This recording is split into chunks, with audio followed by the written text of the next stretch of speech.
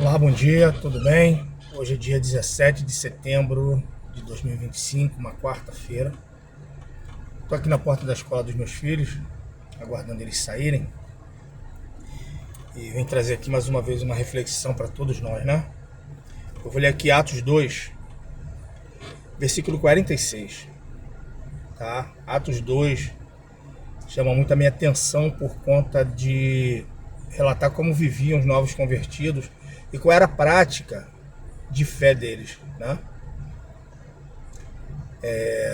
Vai dizer no versículo anterior que eles depositavam a venda de todos os seus bens aos pés dos discípulos, para que eles administrassem para todos, tá? Não tirassem a maior parte para si e assim obtivessem lucro ou vantagem por serem as pessoas que administravam.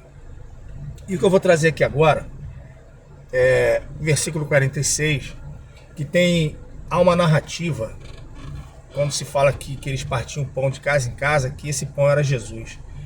Eu vou discordar veementemente, tá? Eu não sou especialista, não sou pregador, não sou palestrante, eu leio a Bíblia.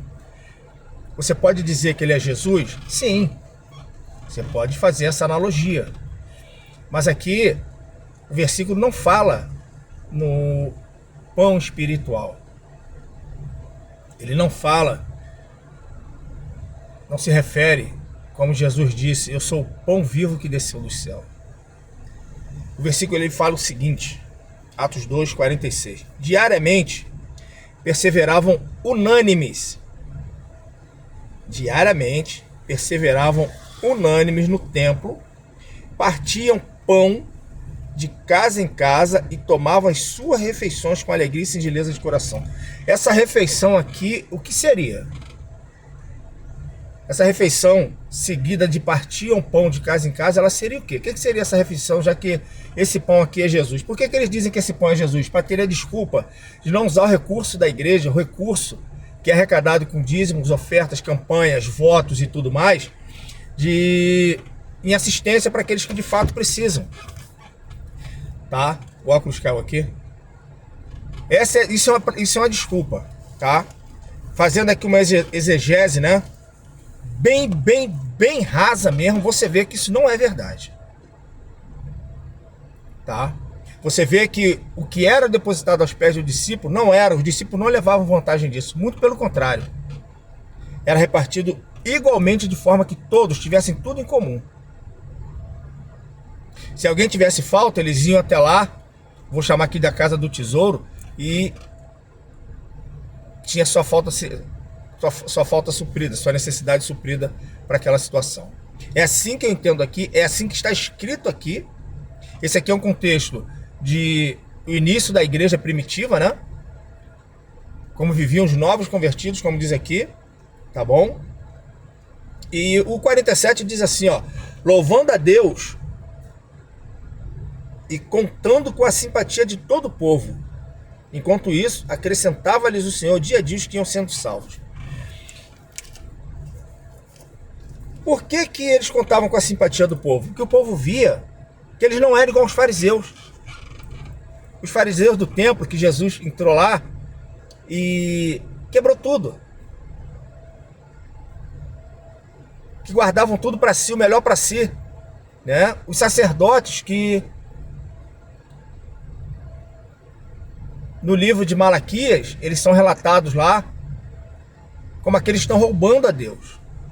Roubando como? Eles estão segurando mais do que o devido, deixando de assistir aqueles que precisam. E as igrejas hoje, com esse discurso de que esse pão aqui citado em Atos 2,46 é Jesus, fazendo assim, eles deixam de cumprir o que o Senhor Jesus falou, tive fome, me deste de comer. Por isso, entra no gozo do seu Senhor, que são as ovelhas. Já os bodes serão colocados à esquerda. Então, assim, a gente precisa fazer a nossa parte. Você precisa fazer a nossa parte. Se a sua igreja não está repartindo pão de casa em casa, de acordo com a necessidade de cada um, faça você a sua parte. Na sua vizinhança tem alguém que precisa de uma ajuda, que precisa de uma palavra, sim. Mas antes da palavra, você pode levar uma cesta básica se você sabe que aquela família está passando necessidade. Lembrando que eu já experimentei isso de você querer falar de Jesus para alguém que está com fome e a pessoa não te dá a devida atenção. E você insistir, quando na verdade a primeira necessidade da pessoa é física. É uma necessidade de fome, talvez de uma roupa, de uma doença ou de um remédio. Muitas das vezes até um abraço. Então, que você, nós venhamos entender que o papel de servir, dividir é nosso. Tá? O dízimo, se você devolve, já falei em outro vídeo aqui anterior, se você devolve ele por gratidão, amém, mas o dízimo ele não é mais obrigatório. Quer devolver o dízimo e não concorda com a forma que a igreja administra os recursos, então você pega o seu dízimo todo mês e compra cesta básica e sai na rua distribuindo, para num sinal, passa numa favela embaixo de um viaduto e deixa ali para a pessoa, sem tirar foto, sem fazer registro nenhum. Entendeu? Você consegue montar uma cesta bem básica, que seria um primeiro contato, com 50 reais. 50 reais você põe ali 2 kg de arroz, 2 de feijão, um macarrão, um molho de tomate, um sabonete, uma pasta de dente. Você põe ali uma lata de salsicha, uma lata de sardinha, uns 2 biscoitos maisena, uma caixa de leite, um café e um açúcar. Acabou. Isso vai dar aí 50 reais no máximo. Tá? Não vai ser nem teu dízimo todo. Se você usar o seu dízimo todo, você pode ter certeza que você vai estar agradando a Deus e ganhando alguém para Jesus. As igrejas estão acumulando, fazendo o contrário do que Jesus falou. Não acumuleis tesouros na terra. Eles estão acumulando. Você vê, eu vi um vídeo de uma pessoa aí, de um pregador famoso, numa loja de relógio, experimentando um relógio caríssimo, e ao sair da loja, alguém que parecia ser o vendedor precisou atravessar a rua com ele, segurando uma bolsa para ele de um relógio que não devia pesar o quê? 200 gramas. Isso é vaidade. Falo com toda certeza, isso é vaidade. É uma ostentação desnecessária. Ele não trabalha, ele não tem um trabalho secular, vamos dizer assim. Ele vive do evangelho e vive um luxo exagerado como muitos. E muitos também não vivem. Muitos de verdade vivem o verdadeiro evangelho. De porta em porta, visitando os lugares mais difíceis, os lugares mais carentes, como uma comunidade ribeirinha, como uma favela, como canto debaixo de um viaduto, tá? Que às vezes para fazer uma refeição na rua e quando ele vai abrir a sua marmita ou vai comprar sua quentinha, chega alguém com fome e ele abre mão de fazer aquela refeição para dar para aquela pessoa e não lhe falta. Ele pode ficar com fome naquele momento, mas ele sabe que em casa ele tem uma casa, ele tem uma esposa, ele tem um filho, ele tem uma cama quente para dormir, né? Eu já vi pastores falando, aqui dinheiro não vai ver. E quando chega alguém precisando de uma cesta básica na igreja, de alguma coisa, a gente vai reunir o povo aí, você volta daqui um dia, eu volto amanhã, eu volto mais tarde. Gente,